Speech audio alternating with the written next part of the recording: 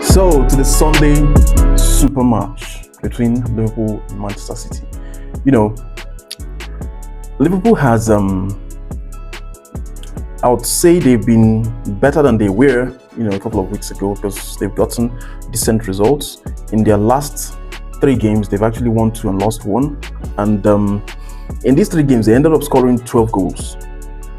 So you ask yourself, where is the problem? So the problem is really not the ability to get goals, despite the fact that Salah is not performing at the moment, but the ability to keep those goals, keep more goals from coming into the box. So the defense is actually a thing of concern right now.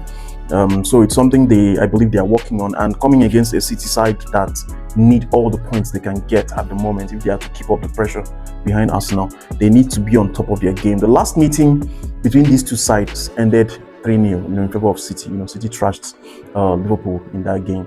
So it's going to be different this time around. It's going to be different because Liverpool has improved. We saw what Ekitike did against Newcastle. Those goals were fantastic, especially the second goal. He showed that he has the capacity to carve out goals even from nothing. Because on a normal day, considering where he got that ball, I'm talking about the second goal now. Considering where he got that ball, the neutrals would give him 30% chance of scoring a goal from there. But when the ball got into the net, even the keeper didn't believe it. So it's going to be a very good performance from Liverpool, I expect. And I also expect Salah to start from the bench. Yes, Salah should sit out this game, not entirely, but come in maybe 25 minutes to the end of the game, to, in case it's still a draw at that point, or maybe somehow City is leading, to come and see what he can do, to turn the tide. So I don't expect Salah to start this game, that is my opinion. Salah should start on the bench. Then from the City side, in the last 3 games, they've won 2 and drawn 1. Remember the draw they had against Tottenham? What happened in that game still remains a mystery. Although I still say that a bit of I won't say foul play, but a bit of unfair officiation happened in that game, because after Tottenham came from 2 goals down to equalize, there was an incident that happened in the box where Dragoshin grabbed Haaland. That should have been cautioned. And if it's a foul, it should be a penalty because it was in the box. But that wasn't given, and for reasons best known to the English officials. But I think that's a call that should have been made. At least should have warranted a visit to the VAR screen by the referee. But for him not to have gone to the screen, it means that the guys in the VAR room probably didn't see it as a foul.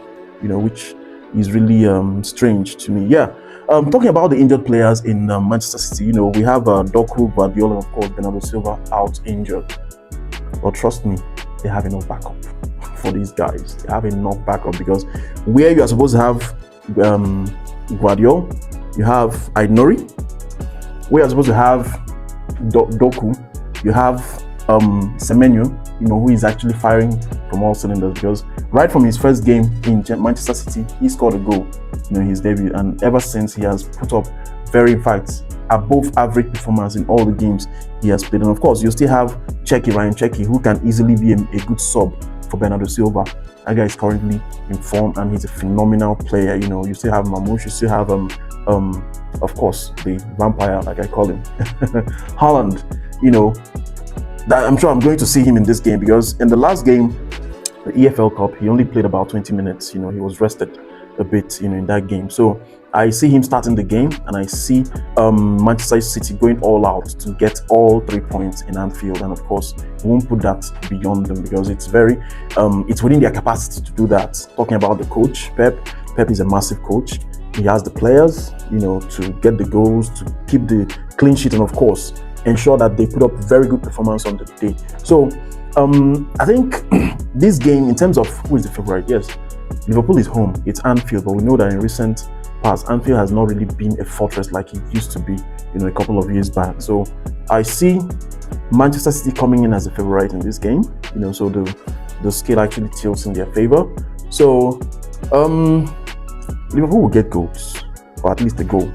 Manchester City, of course, will get goals in this game. So I see both sides scoring, but I see Manchester City getting a win in this game. Yeah, I see them taking it over Liverpool, or a draw. That's like if we are to allocate 100%, maybe 80% goes to Manchester City winning, then 20% goes to Manchester City getting a draw in this game. So that is how I see it. So it tells you about the chances Liverpool has in this game. It's quite the odds are not in their favor, despite the fact they're home, considering their recent performance, considering their player capacity, considering the opponent that is visiting. So a lot is in favor of Manchester City winning the game at this moment. So I see a City win or a draw in this game. So that wraps it up for this episode. So I urge you guys, go out there, enjoy your game, enjoy the EPL, and of course, for my channel, I always appreciate you guys for watching, for tuning in, for engaging, and I urge you to keep doing that. Keep watching, share to your community, and of course, enjoy English. Bye for now.